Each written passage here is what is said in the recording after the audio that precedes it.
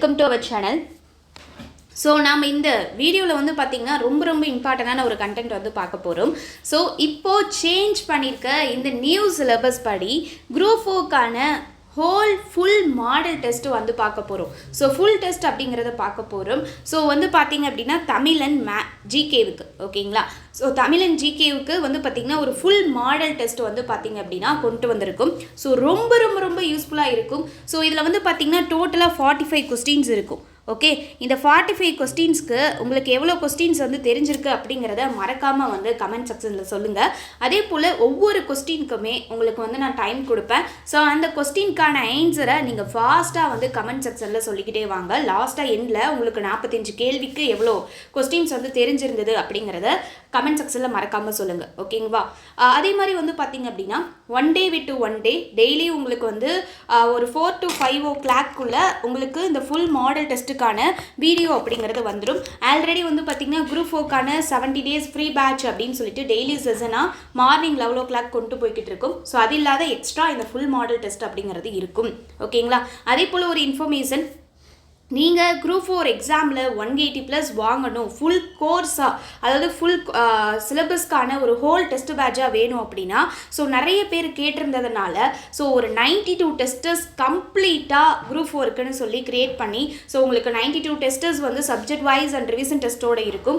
And extra வந்து பார்த்தீங்க அப்படின்னா அழகு வாரியா தேர்வுகள், எக்ஸ்ட்ரா மினி டெஸ்டர்ஸ், அந்த மாதிரி டோட்டலாக உங்களுக்கு 150+ தேர்வுகளே வரும். ஸோ 12,000க்கும் மேற்பட்ட கேள்விகள் இருக்கும். ஒவ்வொரு சப்ஜெக்ட்டுக்கும் கம்ப்ளீட்டாக லைன் பை லைன் மெட்டீரியல், ஒவ்வொரு டெஸ்ட்டுக்கான எக்ஸ்ப்ளனேஷன் மெட்டீரியல், ஸோ மேக்ஸ்லேருந்து அனைத்துக்கும் எக்ஸ்ப்ளனேஷன் மெட்டீரியல், மேக்ஸுக்கு மெட்டீரியல் அப்படின்னு சொல்லி எல்லாமே கம்ப்ளீட்டாக கொடுத்துருவோம். இதை நீங்கள் யூஸ் பண்ணிக்கிட்டீங்கனாலே போதும். ஸோ இதில் இந்த டெஸ்ட்டை எகெயின் நீங்கள் அன்லிமிட்டடாக போட்டு பார்த்துக்கிட்டே இருக்கலாம். ஸோ அதை நீங்கள் ஃபியூச்சருக்கு யூஸ் பண்ணிக்கிற மாதிரி பிடிஎஃபாகவும் உங்களுக்கு வந்து கொடுத்துருவோம். ஸோ அதையும் நீங்கள் யூஸ் பண்ணிக்கலாம், OMR சீட் ப்ராக்டிஸும் பண்ணிக்கலாம். ஸோ அதுக்கான ஸ்கெடியூல் லிங்க் கீழே டிஸ்கிரிப்ஷனில் இருக்குது, கம்ப்ளீட்டாக செக் பண்ணி பார்த்துக்கோங்க. ஸோ உங்களுக்கு ரொம்ப யூஸ்ஃபுல்லாக இருக்கும். ஓகேங்களா. ஸோ ஜாயின் ஆக வில்லிங் இருக்கவங்க இந்த பேட்ச்க்கு ஒன்லி 100 சீட்ஸ் மட்டும்தான். ஸோ 100 சீட்ஸ் ஃபில் ஆனோடனே இந்த பேட்ச் வந்து க்ளோஸ் பண்ணிடுவோம். ஸோ ஜாயின் ஆக வில்லிங் இருக்கவங்க 8807081095 அப்படிங்கிற இந்த வாட்ஸ்அப் நம்பருக்கு I want to join group 4 test serious அப்படின்னு மெசேஜ் பண்ணுங்கள். ஸோ இந்த நம்பர் அண்ட் பேட்ச்க்கான ஸ்கெடியூல் எல்லாமே கம்ப்ளீட்டாக டிஸ்கிரிப்ஷனில் இருக்கும். ஸோ செக் பண்ணிக்கோங்க. ஓகே, ஸ்டார்ட் பண்ணிடலாமா? ஸோ ஸ்டார்ட் பண்ணிடலாம். All the best. 45 கொஸ்டின்ஸ்க்கு எவ்வளோ கொஸ்டின்ஸ் ஆன்சர் தெரியுது அப்படின்னு சொல்லுங்கள் பார்க்கலாம். ஃபர்ஸ்ட் கொஸ்டின், சரியான இணையை தேர்ந்தெடுக்க. அதே போல் வந்து டெலகிராமில் நம்ம டெலகிராம் சேனல் லிங்க் டிஸ்கிரிப்ஷனில் இருக்கும், ஜாயின் ஆகிக்கோங்க. ஸோ இந்த மாடல் டெஸ்ட்டுக்கான கொஸ்டின்ஸ் அண்ட் வந்து பார்த்திங்க அப்படின்னா டெய்லி போகிற லைவ் செஷன்ஸ்க்கான மெட்டீரியல் அண்ட் எக்ஸ்ட்ரா ப்ராக்டிஸ் பண்ணுறது கொஸ்டின்ஸ், வேர் டு ஸ்டடி எல்லாமே ஆல்ரெடி டெலகிராமில் ஷேர் பண்ணியிருக்கும். ஸோ இந்த மாடல் கொஸ்டின் பேப்பரும் உங்களுக்கு வேணும் ஃபுல் டெஸ்ட்டு போட்டு பார்க்குறதுக்கு அப்படின்னா ஸோ நம்ம டெலகிராம் சேனல் லிங்க் டிஸ்கிரிப்ஷனில் இருக்குது, கிளிக் பண்ணி ஜாயின் பண்ணிக்கோங்க. ஃபாஸ்ட்டாக அதில் ஷேர் பண்ணி விட்டுருவோம். ஓகேங்களா. ஸோ கவனிங்க. ஃபர்ஸ்ட் கொஸ்டின், சரியான இணையை தேர்ந்தெடுக்க. நீடூழி வாழ்க, தென்னை மரத்துக்கு கிளைகள் இல்லை, எண்ணெய் அருவியின் அழகு, கண்ணன் பாடம் படித்திலன். ஸோ இது என்னென்ன தொடர் மேட்ச் ஆகும்? ஸோ ஆன்சர் தெரிஞ்சுக்க ஃபாஸ்ட்டாக கமெண்ட்டில் சொல்லுங்கள்.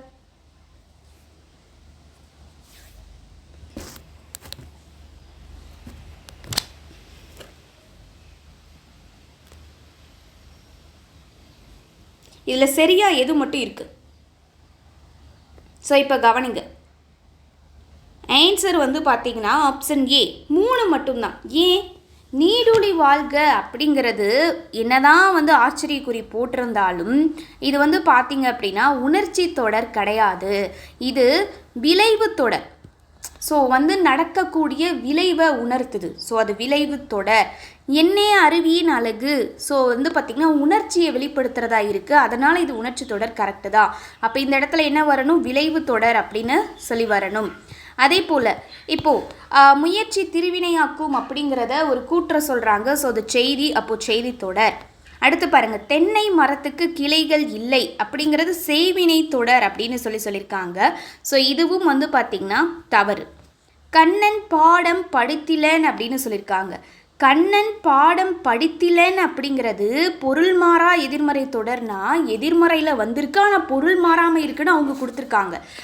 அது கிடையாது, அது டோட்டலாக எதிர்மறை தான். படித்திலன் அப்படின்னா படிக்கலன்னு அர்த்தம், அப்போது அது எதிர்மறை தொடர்.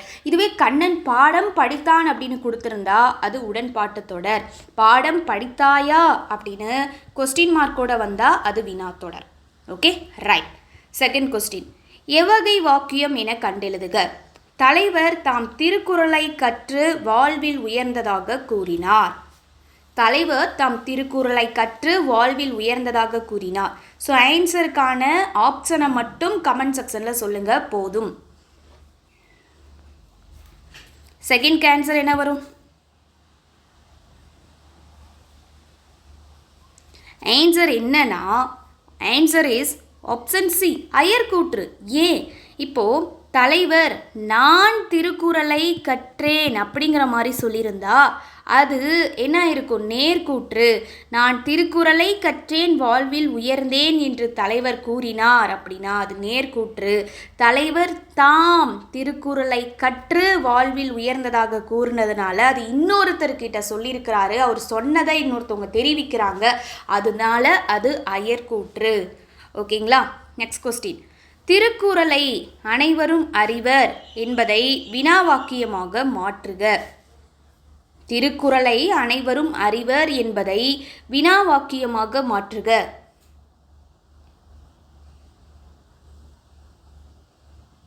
ஸோ அப்போ என்னது? யாரெல்லாம் திருக்குறளை அறிவர், அப்போ அனைவரும் அப்படிங்கிறது இந்த இடத்துல பதிலாக இருக்குது. So answer is option B, யாரெல்லாம் திருக்குறளை அறிவர். ஃபோர்த் கொஸ்டின், ஒருமை பன்மை பிழையற்ற தொடர் எது? ஒருமை பன்மை பிழையற்ற தொடர் எது? ஆப்ஷன் என்ன ஒரு ஃபோர்த்துக்கு?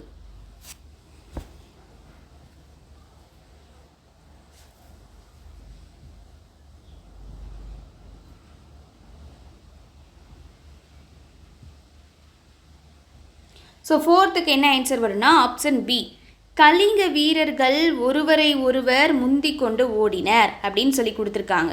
ஸோ இங்கே வந்து கவனிங்க, அப்போது இதுதான் விஷயம். எழுவாய் வந்து பன்மையாக இருக்குது அப்படின்னா பயனிலையும் பன்மையாக வந்து இருக்கணும்.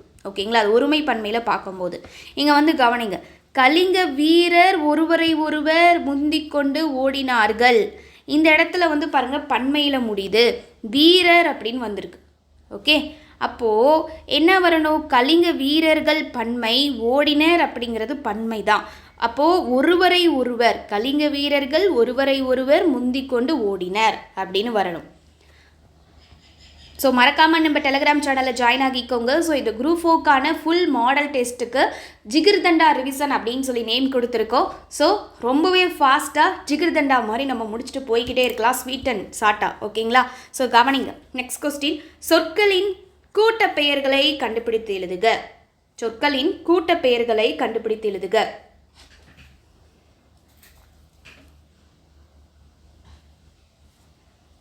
என்ன வரும்? பழம் அப்படின்னா அதுக்கான கூட்ட பெயர் என்ன? பழக்குலை. Option C. பிழையற்ற தொடரை தெரிவு செய்க. பிழையற்ற தொடரை தெரிவு செய்க. சிக்ஸ்த்துக்கு ஆன்சர் என்ன? அவள் அப்படின்னு கொடுத்துருக்காங்க. அவள் அன்று, இது வந்து பொருளை குறிக்கக்கூடியது, அவள் அல்ல அப்படின்னு சொல்லக்கூடாது. ஸோ ஆன்சர் என்னன்னா ஆப்ஷன் சி, அவள் அல்லல். அவள் அல்லல் அப்படின்னு வரணும். ஒருமைப்பன்மை பிழையற்ற வாக்கியங்களை கண்டறிக. ஃபஸ்ட்டு, என் புத்தகம் இது வல்ல. ரெண்டாவது, என் புத்தகம் இது வன்று. மூன்றாவது, ஆடைகள் கிழிந்து விட்டது. நாலாவது, ஆடைகள் கிழிந்து விட்டன. இதில் எது வந்து பிழைகள் அற்றதாக இருக்குது? தட் மீன்ஸ் என்ன கேட்குறாங்கன்னா சரியானது என்ன அப்படின்னு கேட்டிருக்காங்க. அப்போ என்ன வரும்?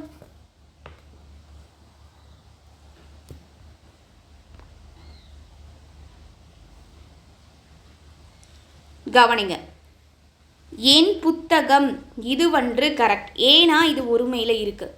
ஆடைகள் பன்மை கிழிந்து விட்டது அப்படின்னு சொல்லியிருக்காங்க. ஸோ அப்போ இது ரெண்டும் தான் கரெக்ட். ஆடைகள் கிழிந்து விட்டன அப்படின்னு சொல்லக்கூடாது, என் புத்தகம் இது வல்ல அப்படின்னு சொல்லக்கூடாது.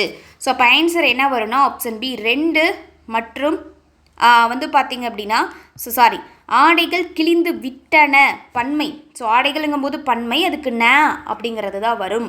பார்த்திங்கன்னா அங்கேயே வந்து ஓடினர் வீரர்கள் அப்படின்னு சொல்லி பார்த்தோம், அப்போ விட்டன அப்படின்னு வரணும். அதுக்கு ரீசன் என்ன? ஆன்சர் ஆப்ஷன் பி, ரீசன் என்ன? எழுவாய் வந்து பன்மையாக ப்ளூரல் ஃபார்மில் இருக்கக்கூடிய பட்சத்தில் முடியக்கூடிய பயனிலையும் பன்மையாக இருக்கணும். அப்போ எழுவாய்னா என்ன? எழுவாய் அப்படிங்கிறது ஒரு சென்டென்ஸ் அமையறதுக்கு முதற் காரணமாக ஃபஸ்ட்டு ரீசனாக இருக்கக்கூடிய பெயர் சொல்ல தான் என்னென்னு சொல்லுவோம்? எழுவாய் அப்படின்னு சொல்லுவோம். அப்போது அது கடுத்து அந்த சென்டென்ஸை முடிவு பெறத்துக்கு வரதை தான் பயனிலைன்னு சொல்கிறோம். அப்போது இது பன்மையாக இருந்துச்சுன்னா பயனிலையும் பன்மையாக இருக்கிறது அவசியம். இது ஒருமையாக இருந்துச்சுன்னா பயனிலையும் ஒருமையாக இருக்கணும். ஓகே, ஸோ இப்போ எடுத்துக்காட்டா என் புத்தகம் இது வன்று அப்படின்னு நீங்கள் ஒருமையில் இருக்கும்போது இது வன்றுன்னு சொல்கிறோம். என் புத்தகங்கள் கள் அப்படின்னு வரும்போது இவை அல்ல அப்படின்னு பன்மையில் சொல்கிறோம். ஆடைகள் கல் அப்படின்னு பன்மையில் வந்திருக்கு, அப்போது கிழிந்து விட்டன அப்படின்னு சொல்கிறோம். Right, next question. பொருத்தமான பன்மை விகுதியை சேர்த்தெழுதுக. பா, ஈ, கா, மடு அப்படின்னு கொடுத்துருக்காங்க. ஸோ இதுக்கு என்ன வரும்? இல்லை, எது சரி?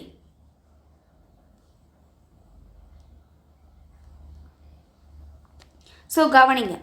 பா, பாக்கல், கரெக்ட். ஈ, ஈக்கல், கரெக்ட். கா அப்படின்னா காக்கல் அப்படின்னு சொல்லக்கூடாது. கா அப்படின்னா அதுக்கான பன்மை காகங்கள் அப்படின்னு சொல்லணும். மடு அப்படின்னா மடுக்கள் கிடையாது, மடுகள் அப்படின்னு வரணும். ஸோ அப்போது இதில் சரியாக இருக்கிறது ஃபஸ்ட்டும் செகண்டும் மட்டும்தான். அப்போ ஆப்ஷன் பி. Next question. காமராஜரின் பிறந்த நாள் எந்த நாளில் கொண்டாடப்படுகிறது? காமராஜரோட பிறந்த நாளை நாம் எப்போ கொண்டாடுறோம்?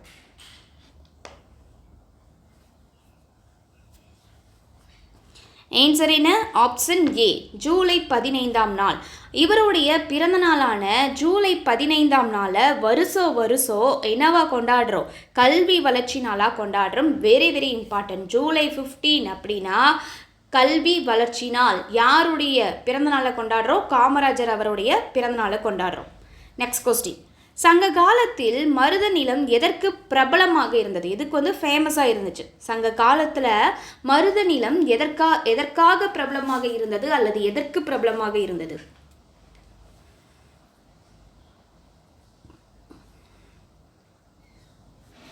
ஆன்சர் என்னன்னா ஆப்ஷன் சி, விவசாயத்திற்கு ஏற்ற நிலமாக இருந்துச்சு. சங்க காலத்தில் 5 வகையான நிலங்கள் இருந்துச்சுங்க. குறிஞ்சி, முல்லை, மருதம், நெய்தல், பாலை. ரைட். ஸோ அதில் மருத நிலம் அப்படிங்கிறது விவசாயம் செய்யறதுக்கு ஏற்ற நிலமாகவும் மருத நிலத்தில் விவசாயம் செழித்து இருந்திருக்கு அப்படின்னு சங்க இலக்கியங்கள் சொல்லியிருக்கு. அப்போ சங்க இலக்கியங்கள்னா என்ன? 8 தொகையையும் 10 பாட்டையும் தான் என்னென்னு சொல்கிறோம்? சங்க இலக்கியங்கள் சொல்கிறோம். ஸோ இந்த சங்க இலக்கிய நூல்கள் இந்த செய்தியை சொல்லியிருக்கு. ஸோ மருத நிலம் அப்படிங்கிறது நீர்நிலைகள், வயல்வெளிகள், பசுமை புல்வெளிகள், இது எல்லாம் சேர்ந்த ஒரு அடங்கி இருக்க பகுதியை தான் மருத நிலம்னு சொல்கிறோம். ஸோ அப்போ மருத நிலம்னா என்ன? வயலும் வயல் சார்ந்த இடமும் அப்படின்னு சொல்கிறோமா? ஸோ அதுதான். காவ்யாவுக்கு நடனமாடுதல் பிடிக்கும். இந்த பகுதியில் பயன்படுத்தப்பட்டுள்ள பெயர்ச்சொல் வகை இது. காவ்யாவுக்கு நடனமாடுதல் பிடிக்கும். இந்த பகுதியில் பயன்படுத்தப்பட்டுள்ள பெயர்ச்சொல். ஸோ கவனிங்க, நடனம் ஆடுதல் அப்படின்னு வந்திருக்கு. அப்போ என்ன? அது ஒரு தொழில். அப்போது தொழிற்பெயர். ஏன் இதில் பயன்படுத்தப்பட்டிருக்க பெயர் சொல்னு கேட்குறாங்க? ஏன்னா நம்மளுக்கு பெயர் சொல் மொத்தம் 6 வகை இருக்குது இல்லைங்களா? என்னென்னது? பொருட்பெயர், இடப்பெயர், அடுத்து என்ன? காலப்பெயர், பண்பு பெயர், சினைப்பெயர், தொழிற்பெயர் அப்படின்னு 6 வகை இருக்குது. அதனால தான் அந்த 6 வகை பெயர் சொற்களில் எது இடம் பெற்றிருக்குன்னு இன்டைரக்டாக கேட்குற மாதிரி கேட்டிருக்காங்க. ஒரு செயலை குறிக்கக்கூடிய சொல் தொழிற்பெயர் அப்படின்னு சொல்கிறோம். இந்த பகுதியில் நடனம் ஆடுதல் அப்படிங்கிற ஒரு சொல் செயலை, அதாவது வேலையை குறிக்கிறதுனால இதை தொழிற்பெயர் அப்படின்னு சொல்கிறோம். ஓகே, அடுத்து இது பாருங்க, ஒரு டிஃப்ரெண்ட்டான கொஸ்டின். பூங்கொடி நேற்று பள்ளிக்கு, இந்த இடத்துல டேஸ் என்ன வரும்? இந்த செல் கொடுத்து. அடுத்து தன் தோழிகளை உரை கொடுத்து இந்த டேஸில் எப்படி ஃபில் ஆகும் அப்படின்னு. பின்னர் வங்கிக்கு டேஸ், அந்த போங்கிறது என்ன எப்படி மாறும்? தான் கூடுதலாக டேஸ், இந்த மால் அப்படிங்கிறது எப்படி மாறும்? மகிழ்ச்சியுடன் டேஸ், செலுத்து அப்படிங்கிறது வினை சொல்ல எப்படி மாறும்? ஓகே, அடுத்து கவனிங்க, இங்கே வந்து என்ன கொடுத்துருக்காங்க, வினை சொற்களை வினை முற்றா நீங்கள் மாற்றி எழுதணும். ஸோ அப்போ இது அடைப்புக்குள் உள்ளதை வந்து இது பண்ணுற மாதிரி எடுத்துக்கலாம், இணைப்பு சொல் மாதிரி எடுத்துக்கலாம். ஒரு டிஃப்ரெண்ட்டான கொஸ்டினாக கொண்டு வந்திருக்கேன். அப்போது செல் அப்படிங்கிறது எப்படி வினை முற்றா மாறும், இந்த இதுக்கு தொடருக்கு ஏற்ற மாதிரி உரை எப்படி மாறும், போ எப்படி மாறும், மால் எப்படி மாறும், செலுத்து எப்படி மாறும், தொகையை திரும்ப பெறு அது எப்படி மாறும், கொல் எப்படி மாறும், கொல் வந்தால் அப்படின்னு கொடுத்துருக்காங்க. வரும் வழியில் வீட்டுக்கு வேண்டு இது எப்படி மாறும், பொருட்களை டேஸ் வா இந்த வா எப்படி மாறும், அங்கு திரும்பி எப்படி மாறும் என்று பத்தியில் உள்ள வினை சொற்களை முற்றாக மாற்றி எழுது. முற்றாக மாற்றி எழுதுனா என்ன, கொடுத்துருக்க ஒரு வினை சொற்களை வினை முற்றா மாற்ற சொல்லியிருக்காங்க. ஓகே, ஸோ அப்போ கவனிங்க, ஆன்சர் தெரிஞ்சவங்க ஃபாஸ்ட்டாக கமெண்ட்டில் சொல்லுங்கள், சீக்கிரமாக பார்க்கலாம். ஸோ கவனிங்க, பூங்கொடி நேற்று பள்ளிக்கு செல் அப்படிங்கிறத வினைமுற்றா மாற்றினா எப்படி, இந்த இடத்துல இது பகுதியாக இருக்குது. அப்போது அவள் பெண் அப்படிங்கிறதுனால சென்றாள் அப்படின்னு சொல்லி வரும். அடுத்து கவனிங்க, தன் தோழிகளை என்ன பண்ணியிருப்பா, தன் தோழிகளை உரைத்தாள். ஓகே, அடுத்து பின்னர் வங்கிக்கு போனாள் அப்படின்னு சொல்லி வரணும். அடுத்து தான் கூடுதலாக மாளால் மகிழ்ச்சியுடன் என்ன வரும், செலுத்தினால் தொகையை திரும்ப பெறுங்கிறது பெற்று கொள்னா அது எப்படி மாறும், கொண்டாள். ஓகேங்களா, பெற்றுக்கொண்டு வந்தாள் அப்படின்னு சொல்லலாம், பெற்றுக்கொண்டாள். அடுத்து வரும் வழியில் வீட்டுக்கு வேண்டினாள், பொருள்களை வாங்கினாள், அங்கு திரும்பினாள் அப்படின்னு சொல்லி வரும். அப்போது ஆன்சர் என்னன்னா ஆப்ஷன் பி. வினைச்சொல் அப்படிங்கிறது ஒரு செயலை குறிக்கக்கூடிய சொல்லாக இருக்கும். வினை சொற்களை நாம் இலக்கண ரீதியாகவும் பொருள் ரீதியாகவும் நாம் மாற்றி பயன்படுத்திக்கலாம். அதில் எந்த இஷ்யூஸும் கிடையாது. கொடுக்கப்பட்ட பகுதியில் எந்த மலர்களை காணுதல் கடிதம் என குறிப்பிடப்பட்டுள்ளது. இது நீங்கள் அதிகமான பேர் இது படிக்கிறது இல்லை. மொழித்திறன் பயிற்சிக்கு பின்னாடி நியூ புக்கில் ஒரு பாக்ஸில் போட்டு கொடுத்துருப்பாங்க, என்னென்ன மலர் வந்து என்னென்ன பண்புக்குரியது அப்படின்னு சொல்லிட்டு. அப்போது காணுதல் கடிதம் அப்படிங்கிறது காணுதல் கடினம் அப்படிங்கிறது எந்த மலர், எந்த மலரை பார்க்கறதே கஷ்டமாக இருக்கும். ஆன்சர் ஆப்ஷன் பி, ஆலமலரும் பலாமலரும். பூ இருக்கும், ஆனால் அது கண்ணுக்கு காட்சி தராமல் பார்க்குறதுக்கே வந்து ஒரு ரேராக அரியணவாக இருக்கும். நம்மளால் சீக்கிரமாக பார்க்க முடியாது, அதை பார்க்குறதே கஷ்டம். அப்படி இருக்கக்கூடிய மலர்கள் தான் ஆலமலரும் பலாமலரும். நெக்ஸ்ட் கொஸ்டின், எனக்கு யார், இந்த கொஸ்டினை தெளிவாக கவனித்து ஆன்சர் சொல்லுங்கள், யார் கரெக்டாக சொல்கிறீங்கன்னு பார்க்கலாம். எனக்கு யார் எழுதி தருவார்கள் என்ற வினாவுக்கு எனக்கு யார் எழுதி தருவார்கள் என்ற விடையளித்தல் எவ்வகை விடை. ஸோ ஆன்சர் தெரிஞ்சவங்க ஃபாஸ்ட்டாக கமெண்ட் செக்ஷனில் சொல்லுங்கள், யார் கரெக்டாக சொல்கிறீங்கன்னு பார்க்கலாம். இதுக்கு கொஞ்சம் டைம் கொடுக்குறேன் நல்லாவே. எனக்கு யார் எழுதி தருவார்கள் என்ற வினாவுக்கு எனக்கு யார் எழுதி தருவார்கள் என்ற விடையளித்தால் எவ்வகை விடை. இப்போ நான் சொல்கிற டோனை வச்சு நீங்கள் கண்டுபிடிச்சிருக்கலாம் என்ன வரும்.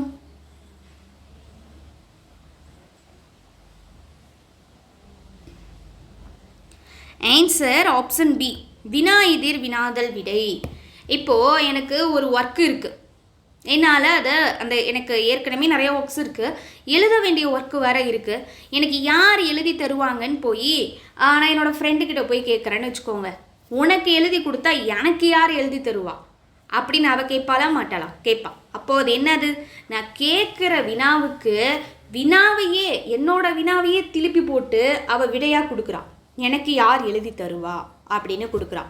அப்போது அதனால தான் அதை வினா எதிர் வினாதல் விடைன்னு சொல்கிறோம். ஸோ அப்படியே நம்ம வந்து கன்ஃபியூஸ் ஆகக்கூடாது, கொஞ்சம் டிஃப்ரெண்ட்டாக இருக்கும். யோசிச்சா ஆன்சர் ரொம்ப சிம்பிள். ஓகே, அடுத்து தின்று தீர்த்தான் செய்து பார்த்தால் போன்ற தொடர்களில் வல்லினம் மிகாமல் இருக்கிறதுக்கு காரணம் என்ன. அது அங்கே மிகலன்னு அவங்களே சொல்லிட்டாங்க, தின்று தீர்த்தான் செய்து பார்த்தால் அப்படிங்கிறதுல. அப்படின்னா மிகாதத்துக்கு காரணம் என்னன்னு உங்ககிட்ட கேட்குறாங்க.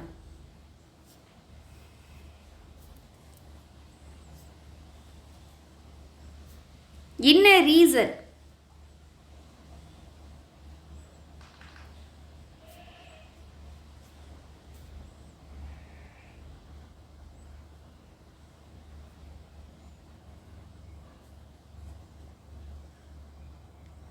ஆன்சர் என்ன வரும்?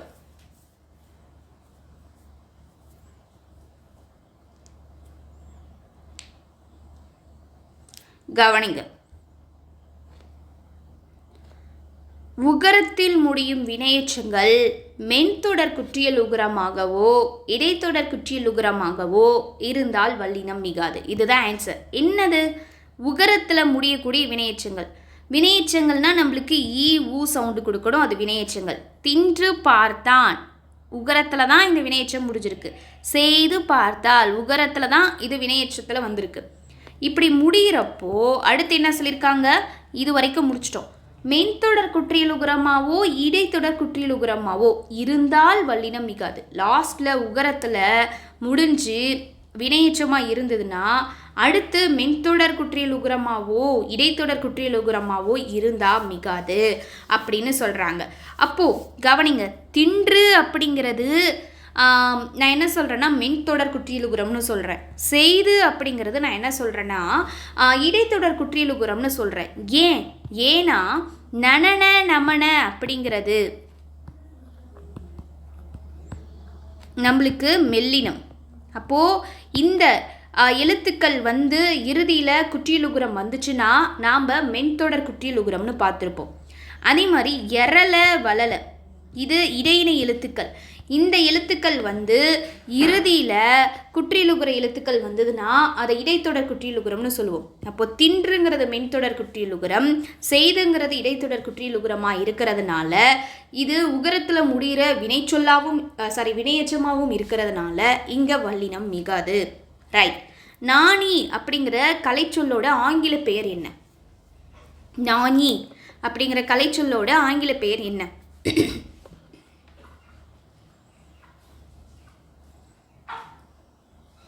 ஆன்சர் ஆப்ஷன் பி, சாங்ட். என்ன நாணினா என்ன? நல்ல அறிவும் எக்ஸ்பீரியன்ஸும் இருக்கக்கூடிய ஒருத்தர், நல்ல அறிவும் அனுபவம் உள்ள ஒருவர், அவரை தான் நாணின்னு சொல்கிறோம். அடுத்து நீதி, நேர்மை, கருணை இதை பின்பற்றி வாழ்கிறவராக இருப்பார், அவரை நாணின்னு சொல்லுவோம். அதே மாதிரி இவர் மற்றவர்களுக்கும் அறிவாளியாக இருக்கிறதுனால ஒரு வழிகாட்டியாக இருப்பார். ஓகே. அடுத்து நகை அப்படிங்கிற சொல்லுக்கு எந்த பொருள் இல்லை? நகை அப்படிங்கிற சொல்லுக்கு என்ன பொருள்னு கேட்கல. இந்த 4 ஆப்ஷனில் நகை அப்படிங்கிற சொல்லுக்கான பொருள் எது இல்லை?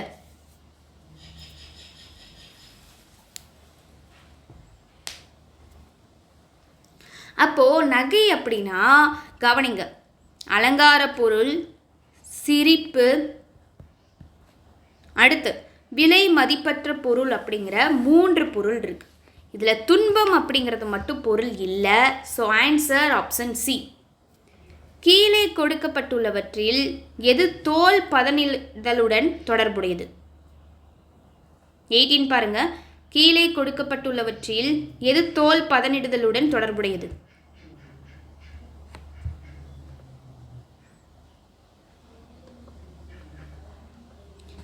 Answer option A, chemical treatment.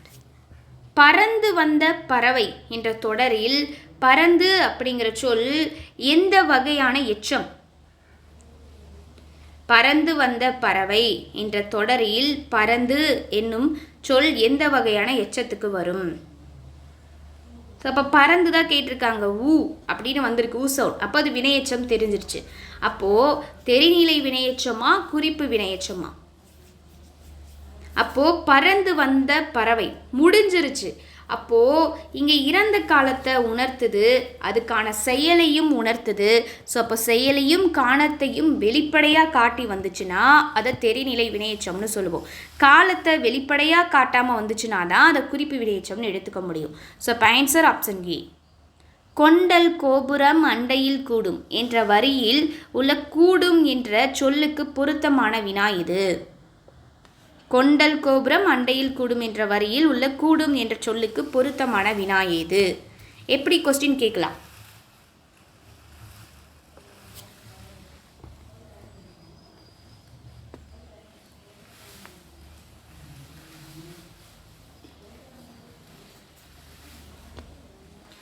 Answer option D, கோபுரம் யாரோடு கூடும். அடுத்து பாருங்க, பாடலில் கூறப்படும் வைரியம் யார்? வைரியம் அப்படின்னா அதற்கான பொருள் என்ன? ஓல்டு புக்கில் இருக்கு. வைரியம் என்பதற்கான பொருள்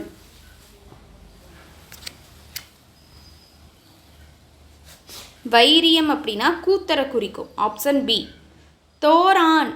தேரான் தெளிவும் தெளிந்தான் கண் ஐயுறவும் தீரா இடும்பை தரும் என்ற திருக்குறள் எதை எச்சரிக்கிறது? தேரான் தெளிவும் தெளிந்தான் கண் ஐயுறவும் தீரா இடும்பை தரும் என்ற திருக்குறள் எதை எச்சரிக்கிறது? ஆன்சர் ஆப்ஷன் ஏ, ஆராயாமல் ஒருவரை தேர்வு செய்கிறதை எச்சரிக்குது. அதாவது ஒருவரை வந்து நம்ம செலக்ட் பண்ணுறோம், இவங்க இந்த இதுக்கு கரெக்டாக இருப்பாங்கன்னு நினச்சி நம்ம ஒருத்தவங்களை செலக்ட் பண்ணுறோம் அப்படின்னா கவனமாக இருக்கணும் அப்படிங்கிறத இந்த திருக்குறள் சொல்லுது.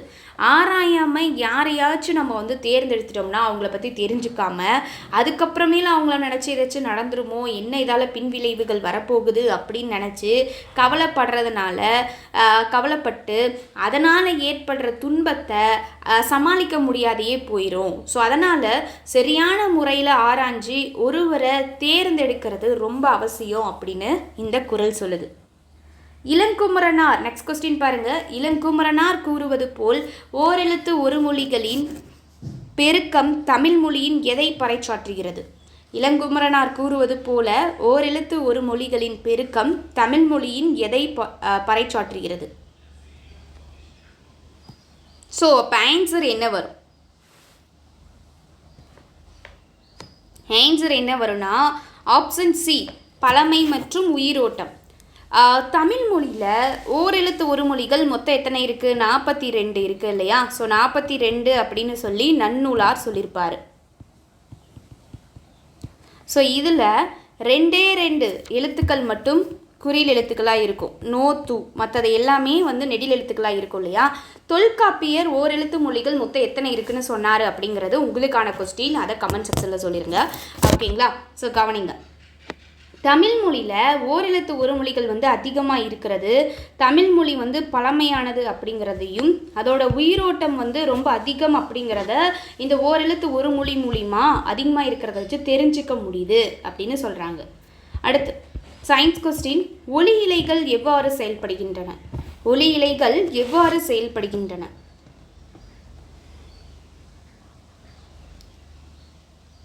ஆன்சர் என்ன வரும்? Option C. என்ன வரும் அப்படின்னா ஆப்ஷன் சி, முழு அக எதிரொலிப்பு மூலம், டோட்டல் இன்டர்னல் ரிஃப்ளெக்ஷன்னு சொல்லுவாங்க. இந்த கொஸ்டின் ரொம்ப முக்கியம், அடிக்கடி கேட்டிருக்காங்க. நெக்ஸ்ட் கொஸ்டின் பாருங்கள். தேர்தல் ஆணையத்தோட அமைப்பு எந்த அரசியல் பிரிவில் சொல்லப்பட்டிருக்கு? தேர்தல் ஆணையத்தோட அமைப்பு பற்றி எந்த அரசியல் பிரிவில் சொல்லப்பட்டிருக்கு? ஆன்சர் என்ன வரும்? ஸோ பேட்ச் ஸ்டூடெண்ட்ஸ்க்கெலாம் கம்ப்ளீட்டாக ஆர்டிகல்ஸ்லேருந்து பார்ட்ஸ்லேருந்து அட்டவணையிலேருந்து எல்லாம் கம்ப்ளீட்டாக சொல்லணும். நீங்களாம் ஃபாஸ்ட்டாக சொல்லிடணும். தேர்தல் ஆணையத்துக்கான அமைப்பு எந்த அரசியல் பிரிவில் சொல்லப்பட்டிருக்கு? ஆன்சர் ஆப்ஷன் பி, பிரிவு 324. ஜவஹர் ரோஜ்கர் யோஜனா திட்டம் அப்படிங்கிறது எதனோட தொடர்புடையது? ஜவஹர் ரோஜ்கர் யோஜனா திட்டம் எதனோடு தொடர்புடையது?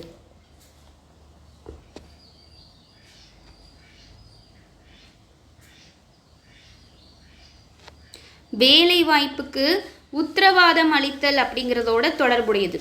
வேலைவாய்ப்புக்கு உத்தரவாதம் அளித்தலோட தொடர்புடையது. இது எந்த அரசால் தொடங்கப்பட்டதுன்னா மத்திய அரசு, இந்திய அரசால் தொடங்கப்பட்டது. வேலை நாள் உறுதி திட்டத்தை, அதாவது NREGSன்னு சொல்லுவாங்க, அந்த திட்டத்தை மாற்றியமைத்து கொண்டு வந்தது தான் இந்த திட்டம்.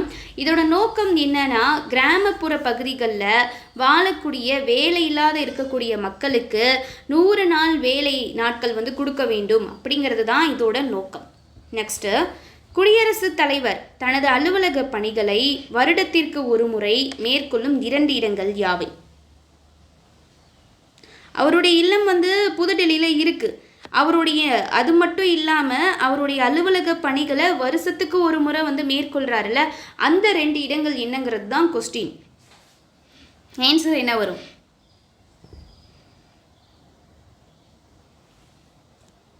ஆன்சர் ஆப்ஷன் பி, சிம்லாவில் உள்ள ரீட்ரீட் கட்டடத்திலையும் ஹைதராபாத்தில் இருக்கக்கூடிய ராஷ்டிரபதி நிலையத்திலையும், சிம்லாவில் இருக்கக்கூடிய ரீட்ரீட் கட்டடம் மற்றும் ஹைதராபாத்தில் உள்ள ராஷ்டிரபதி நிலையத்தில்.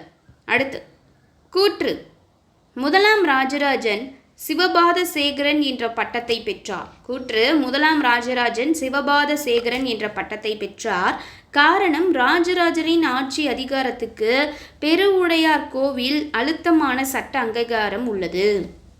காரணம், ராஜராஜனின் ஆட்சி அதிகாரத்துக்கு பெருவுடையார் கோவில் அழுத்தமான சட்ட அங்கீகாரம் உள்ளது. என்ன ஆன்சர் வரும்?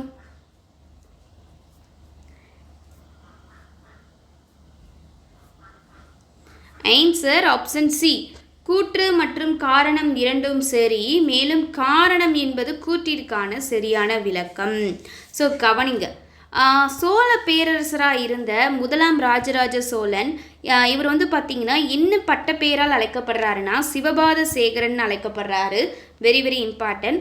அதாவது இதுக்கான பொருள் என்னன்னா, சிவனோட பாதங்களை அலங்கரிக்கிறவர் அல்லது சிவனோட பாதத்தில் தன்னோட கிரீடத்தை வைப்பவர் அப்படிங்கிறது இதுக்கு பொருள் இருக்குது.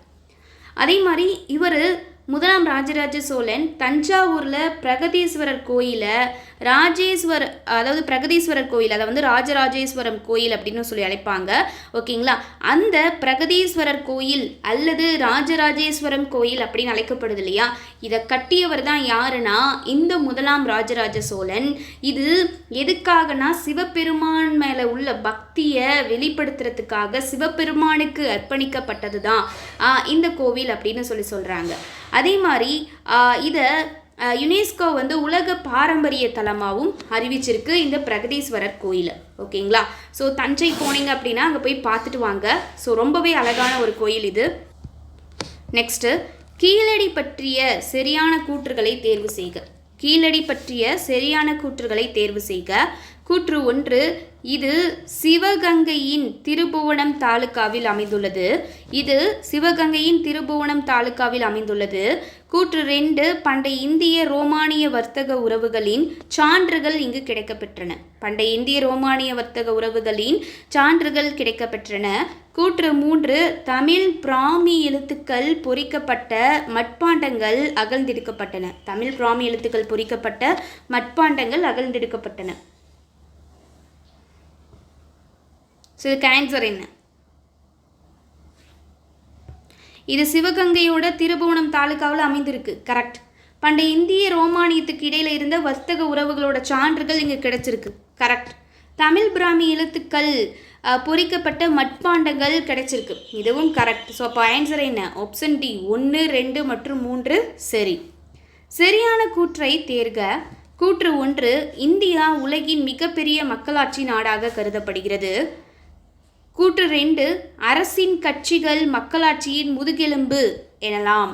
இந்தியா உலகின் மிகப்பெரிய மக்களாட்சி நாடாக கருதப்படுகிறது. அரசின் கட்சிகள் மக்களாட்சியின் முதுகெலும்பு எனலாம். இது வந்து பார்த்திங்கன்னா 8th பாலிட்டியில் இருக்கும். இதுக்கான ஆன்சர் என்ன?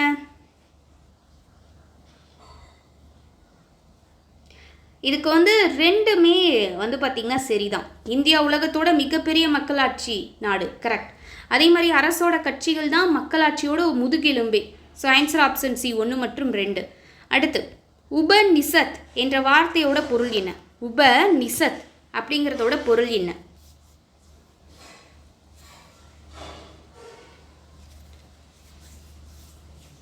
ஆன்சர் என்னன்னா ஆப்ஷன் பி, ஒருவருக்கு அருகில் உட்காருதல்.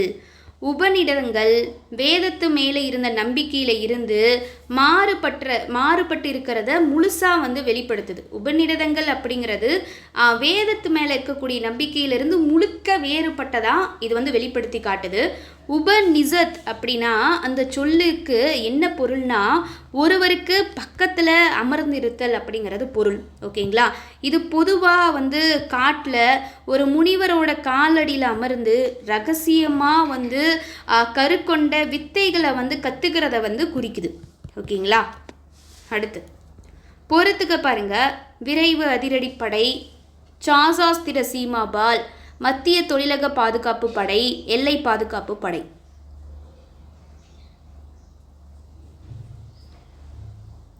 விரைவு அதிரடிப்படையை எதுக்கு போடுவாங்க?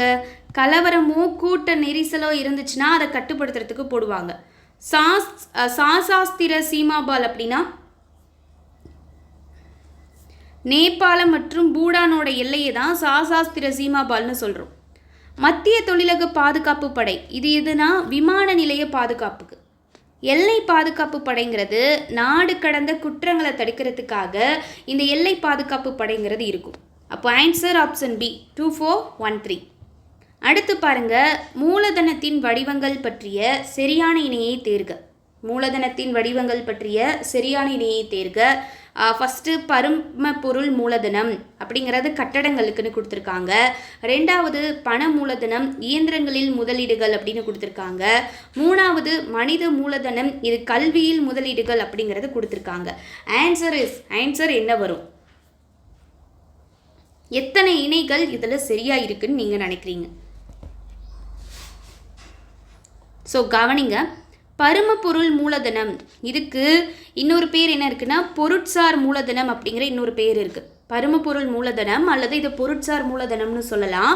இது எதோடு தொடர்புடையதுன்னா இயந்திரங்கள், கருவிகள், கட்டடங்கள். ஸோ இதில் தொடர்புடையது. ஓகேங்களா? அப்போது இது சரியாக தான் இருக்குது. கட்டடங்கள் அப்படிங்கிற வார்த்தை சரி. ஓகே, இப்போ ஒரு இணை கரெக்டுன்னு தெரிஞ்சிருச்சு. பண மூலதனம் இதை அல்லது என்னன்னு சொல்லலாம்னா பணவியல் வளங்கள்னு சொல்லலாம். இதோட தொடர்புடையது வங்கி வைப்புகள், வங்கியில் பணத்தை வச்சுக்கிறது. அடுத்து பங்குகள் மற்றும் பத்திரங்கள் போன்றதோட தொடர்புடையது தான் பண மூலதனம். ஆனால் இங்கே இயந்திரங்களில் முதலீடுகள்னு சொல்லியிருக்காங்க, தவறு. இயந்திரம் அப்படிங்கிறது பார்த்திங்கன்னா பரும பொருள் மூலதனத்தில் இயந்திரம் சம்மந்தப்பட்டதெல்லாம் வந்துடும். மனித மூலதனம் அப்படிங்கிறது இதை மனித மூலதனம்னு சொல்லலாம் அல்லது மனித திறன் வளங்கள்னு சொல்லலாம். இதில் கல்வி, பயிற்சி, சுகாதாரம் இதில் முதலீடுகள் செய்கிறத குறிக்குது. அப்போ கல்வியில் முதலீடுகள் அப்படிங்கிறது கரெக்ட். அப்போ செகண்டு தவறாக இருக்குது. ஃபஸ்ட் இணையும் செகண்ட் இணையும் கரெக்ட். அப்போது நம்மளுக்கு ஆப்ஷனில் எது சரின்னு கேட்கல, மொத்தம் எத்தனை இணைகள் சரிங்கிறதான் ஆப்ஷனாக கொடுத்துருக்காங்க. ஸோ ஆன்சர் ஆப்ஷன் பி, 2 இணைகள் சரியாக இருக்குது. நெக்ஸ்ட்டு, வரிகள் பற்றிய சரியான கூற்றுகளை தேர்க. கூற்று 1, அர்த்த சாஸ்திரத்தின் கூற்றுப்படி. ஸோ அர்த்த சாஸ்திரம் யாரோடைய நூல்? கௌடில்யர் என்கிற ஜானகியர் எழுதிய நூல் அர்த்த சாஸ்திரம். அந்த அர்த்த சாஸ்திரத்தோட கூற்றுப்படி பண்டைய காலங்களில் வரி விதிக்கப்பட்டு ரொக்கமாகவும் வேறு வகையாகவும் சேகரிக்கப்பட்டது வரி அப்படிங்கிறதுன்னு சொல்கிறாங்க. 2003ஆம் ஆண்டில் இந்திய மாநிலமான கேரளாவில் முதல்ல மதிப்பு கூட்டு வரி அறிமுகப்படுத்தப்பட்டது. அதாவது மதிப்பு கூட்டு வரினா வேல்யூ ஆடட் டேக்ஸ், வேட் வரி அறிமுகப்படுத்தப்பட்டுச்சுன்னு சொல்கிறாங்க. கூற்று 3, சரக்கு மற்றும் சேவை வரி விதிப்பு 2017 ஜூலை 1 இருந்து இந்தியா முழுக்க செயல்படுத்தப்பட்டுச்சு அப்படின்னு சொல்கிறாங்க.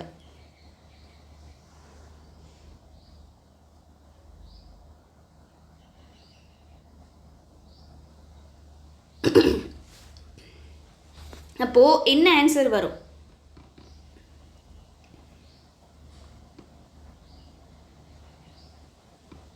ஃபஸ்ட்டு பாருங்கள், அர்த்த சாஸ்திரத்தோட படி அந்த நூல் படி பண்டைய காலங்களில் வரி விதிக்கப்பட்டு அதை ரொக்கமாகவும் வேறு வகையிலையும் அதை எடுத்திருக்காங்க. கரெக்டு தான். 2003 இந்திய மாநிலம்னு இருக்கக்கூடிய கேரளாவில் தான் ஃபஸ்ட்டு இந்த வேட் அப்படிங்கிற வரியை அறிமுகப்படுத்தினாங்க. அதுவும் கரெக்ட். சரக்கு மற்றும் சேவை வரி, எஸ், வெரி இம்பார்ட்டன்ட். இது 2017 ஜூலை 1 தான் நம்ம இந்தியாவில் இருக்கக்கூடிய அனைத்து மாநிலங்கள்லையும் நடைமுறைப்படுத்தப்பட்டுச்சு. ஸோ அப்போ இதுவும் கரெக்ட். ஸோ அப்போ ஆன்சர் ஆப்ஷன் டி 1, 2 மற்றும் 3 சரியானது தான். அடுத்து இது கவனிங்க, இந்த பாயிண்ட் பார்த்திங்கன்னா வேட் அறிமுகப்படுத்தப்பட்டது சரிதான். இதில் பார்த்திங்கன்னா எங்கே ஃபஸ்ட்டு அறிமுகப்படுத்தப்பட்டுச்சுன்னா ஹரியானாவில் ஃபஸ்ட்டு இந்த வேட் அப்படிங்கிறது அறிமுகப்படுத்தப்பட்டிருக்கும். கேரளாவில் கிடையாது. ஸோ அப்போது ஃபஸ்ட்டு, தேர்டு கரெக்டு, செகண்ட் அந்த பாயிண்ட் கரெக்ட். பட் அறிமுகப்படுத்தப்பட்ட மாநிலம் ஹரியானா. அதனால் ஆன்சர் எது வரும்னா ஆப்ஷன் சி 1 மற்றும் 3 அப்படிங்கிறது தான் சரி. ஓகே, அடுத்து கவனிங்க,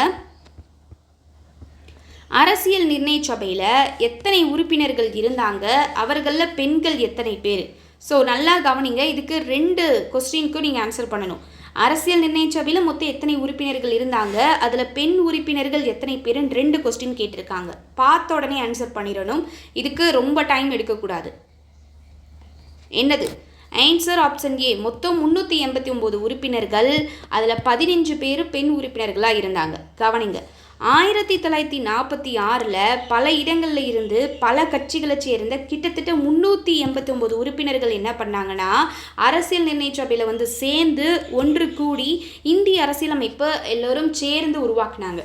ஸோ அரசியலமைப்பை உருவாக்குறதுக்காக ஏற்படுத்தப்பட்ட குழு தான் இந்த அரசியல் நிர்ணய சபை. அதுக்கப்புறம் தான் அம்பேத்கர் தலைமையில் வரைவு குழு அப்படிங்கிறது ஏற்படுத்தப்பட்டிருக்கும். ஸோ அதில் பெண்களுமே இருந்தாங்க, மொத்தம் 15 பேர். ஓகே, ஸோ அப்போது இந்த பெண்களோட சேர்த்து தான் டோட்டலாக இருக்கிறது 389. அடுத்து, தவறான இணையை தேர்ந்தெடுக்கவும். ஒரு கட்சி முறை, இரு கட்சி முறை, பல கட்சி முறை. ஸோ இதெல்லாம் எங்கெங்கே இருக்குது அப்படிங்கிறத தெரிஞ்சாதான் நம்மளால் ஆன்சர் பண்ண முடியும்.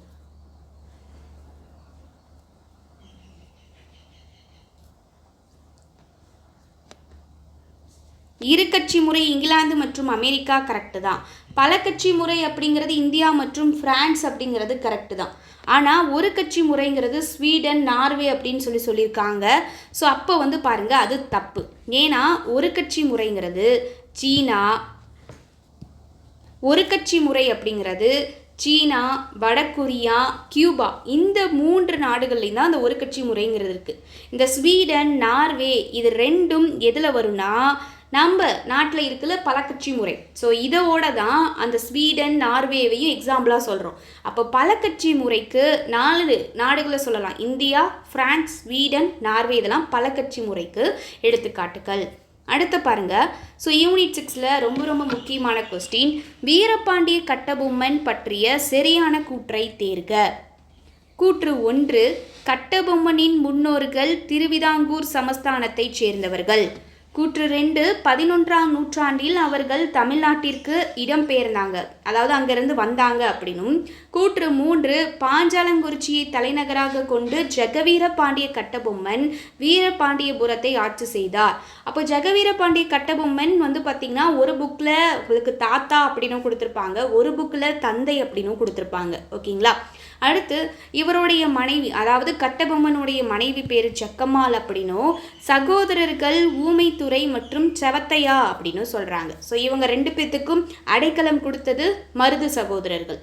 ஸோ அப்போது இதில் சரியான கூற்று எது?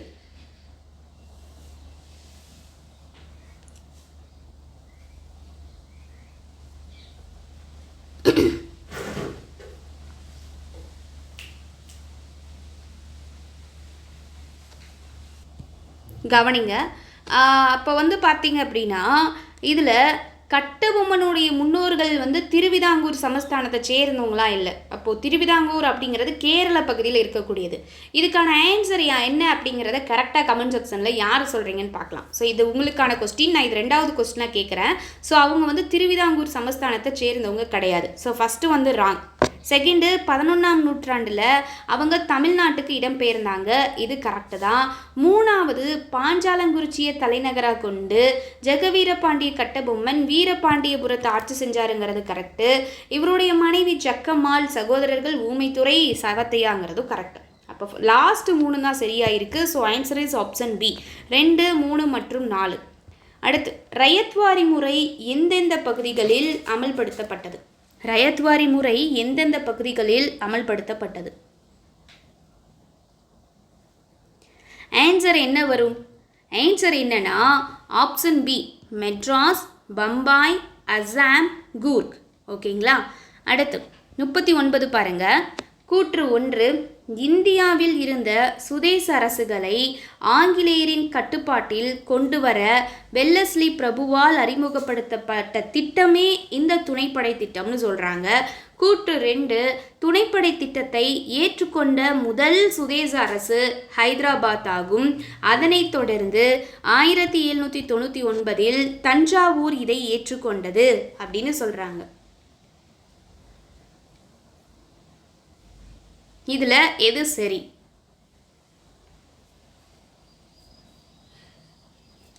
ஆன்சர் ஆப்ஷன் சி, 2மே சரி. இந்தியாவில் இருந்த சுதேச அரசுகளை ஆங்கிலேயரோட கட்டுப்பாட்டில் கொண்டு வரத்துக்கு வெல்லஸ்லி பிரபுவால் அறிமுகப்படுத்தப்பட்ட திட்டம் தான் துணைப்படை திட்டம். கூற்று 2, துணைப்படை திட்டத்தை ஏற்றுக்கிட்ட முதல் சுதேச அரசு ஹைதராபாத்னு சொல்கிறாங்க. Very good. இது ஏற்றுக்கிட்டதுக்கு அப்புறம் தான் இது கரெக்டு. ஸோ இதை ஏற்றுக்கிட்டதுக்கு அப்புறம் தான் 1799 தஞ்சாவூர் அடுத்ததாக ஏற்றுக்குச்சு. ஸோ அப்போ ரெண்டுமே correct. Answer option C. Next question, தவறான கூற்றை தேர்க. கூற்று 1, வெளியுறவு கொள்கை இறையாண்மை என்பது கொண்ட ஒரு நாடு உலகின் மற்ற நாடுகளுடன் எவ்வாறு தொடர்பு கொள்ளும் என்பதை வரையறுக்கும் அரசியல் இலக்குகளின் தொகுப்பாகும் அப்படின்னு சொல்லியிருக்காங்க. அடுத்து, B.R. அம்பேத்கர் இந்திய வெளியுறவு கொள்கையை வடிவமைப்பதில் முதன்மை சிற்பியாக இருந்தார் மற்றும் தனது கொள்கை திட்டமிடலில் உலக அமைதிக்கு மிக முக்கிய இடத்தை வழங்கினார் அப்படின்னு கொடுத்துருக்காங்க. அப்போ இதுல எது தவறானது?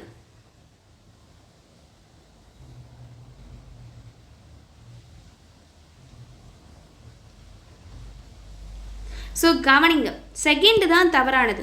ஏன்னா வெளியுறவு கொள்கை இவர் அரசியலமைப்பு வரைவை உருவாக்குனது அப்படின்னா தான் நம்ம யாரை எடுக்கணும்? அம்பேத்கர். வெளியுறவு கொள்கை இறையாண்மை என்பது கொண்ட ஒரு நாடு உலகின் மற்ற நாடுகளுடன் எவ்வாறு தொடர்பு கொள்ளும் என்பதை வரையறுக்கும் அரசியல் இலக்கியங்களோட தொகுப்பு தான் வெளியுறவு கொள்கைன்னு சொல்லியிருக்காங்க. ரைட். B.R. அம்பேத்கர் இந்திய வெளியுறவு கொள்கையை வடிவமைக்கல. வெளியுறவு கொள்கை அப்படின்னாலே ஜவஹர்லால் நேரு அவர்கள். ஸோ அவர் தான் வடிவமைத்தார். ஓகேங்களா? ஸோ அப்போது செகண்ட் ராங்காக இருக்குது. சுதந்திர இந்தியாவோட முதல் பிரதமர்னு சொல்லக்கூடிய நேரு அவர்கள் இந்திய வெளியுறவு கொள்கையை வடிவமைக்கிறதுல முதன்மை சிற்பியாக இருந்தார். அதனால் நேரு உலக அமைதிக்கு ஒரு சப்போர்ட்டாக ஆதரவாளராக இருந்ததுனால தனது இருந்ததால் இந்த கொள்கை திட்டமிடலில் உலக அமைதிக்கு ரொம்ப மிக முக்கியமான இடத்தையும் இந்த வெளியுறவு கொள்கை மூலிமா இவர் கொடுத்தாரு. ஸோ அதனால் உலக அளவில் இவர் ஃபேமஸ் ஆனார். ஓகே, அடுத்து, சோழ பேரரசின் கல்வி பணி பற்றிய சரியான கூற்றுகளை தேர்க. ஃபர்ஸ்ட் கூற்று, முதலாம் ராஜேந்திரன் 8000 எனும் கிராமத்தில் வேத கல்லூரி ஒன்றை நிறுவினார். கூற்று 2, இவர் திருபுவனை மற்றும் திருமுக்கூடலிலும் கல்லூரிகளை நிறுவினார். கூற்று 3, இலக்கியங்களான பெரிய புராணமும் கம்பராமாயணமும் இக்கால பகுதியைச் சேர்ந்தவையாகும் அப்படின்னு சொல்லியிருக்காங்க. ஆன்சர் என்ன வரும்? ஆன்சர் ஆப்ஷன் சி, 3ம் சரிதான். ஸோ முதலாம் ராஜேந்திரன் 8000 எனும் கிராமத்தில் வேத கல்லூரி ஒன்றை நிறுவினார். இவர் திரிபுவனை மற்றும் திருமுக்கூடலிலும் கல்லூரிகளை நிறுவினார். கரெக்ட். இலக்கியங்களான பெரிய புராணமும் கம்பராமாயணமும் இக்கால பகுதியைச் சேர்ந்ததுன்னு சொல்லியிருக்காங்க. 3மே கரெக்ட். அடுத்து பாருங்க, சரியான இணையை தேர்க. முதன்மை நிலை உற்பத்தி, இரண்டாம் நிலை உற்பத்தி, மூன்றாம் நிலை உற்பத்தின்னு சொல்லியிருக்காங்க. இதில் எது சரியானது? ஸோ இதில் பாருங்கள், முதன்மை நிலை உற்பத்திங்கிறது தான் வளங்கள் ரிசோர்ஸஸை பிரித்தெடுக்கிறது. இரண்டாம் நிலை உற்பத்திங்கிறது தான் ஆயத்தாடைகள். ஸோ அப்போ சரியாக இருக்கிறது மூன்றாம் நிலை உற்பத்திங்கிறது பாதுகாப்புங்கிறது மட்டும்தான் சரியாக இருக்குது.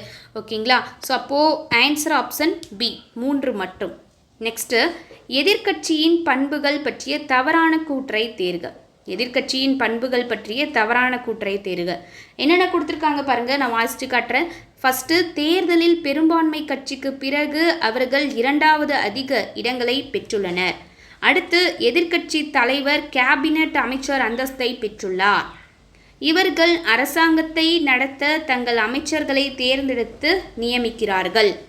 இவர்கள் அரசாங்கத்தால் அறிமுகப்படுத்தப்பட்ட கொள்கைகள் மற்றும் மசோதாக்களை விமர்சனம் ரீதியாக ஆராய்கின்றனர். என்ன வரும்? இதில் எது தவறானது? Answer option C. எதிர்க்கட்சி தலைவர் கேபினட் அந்தஸ்து பெற்றவர். இது ரொம்ப இம்பார்ட்டன்ட். இது கரெக்டு. தேர்தலில் பெரும்பான்மை கட்சிக்கு அப்புறம் அவங்க 2வது அதிக இடங்களை பெற்றிருப்பாங்க. அதனால தான் ஆளும் கட்சிக்கு அடுத்ததாக இவங்களை எதிர்க்கட்சின்னு சொல்கிறோம். அதிகமாக பெற்றவங்கள ஆளும் கட்சின்னு சொல்லுவோம். இவர்கள் அரசாங்கத்தால் அறிமுகப்படுத்தப்பட்ட கொள்கைகள் மற்றும் மசோதாக்களை விமர்சனம் செய்கிறதுக்கு அதிகாரம் பெற்றவர்கள் அதை ஆராய்ச்சி செய்வாங்க. அப்போ தவறாக இருக்கிறது ஆப்ஷன் சி. ஓகேங்களா? அடுத்து 44 பாருங்க. பின்வருபவர்களில் பாண்டிய அரசில் அமைச்சராக பணியாற்றியவர்கள் யார்? இதில் யார் பாண்டிய அரசில் அமைச்சராக பணியாற்றினாங்க?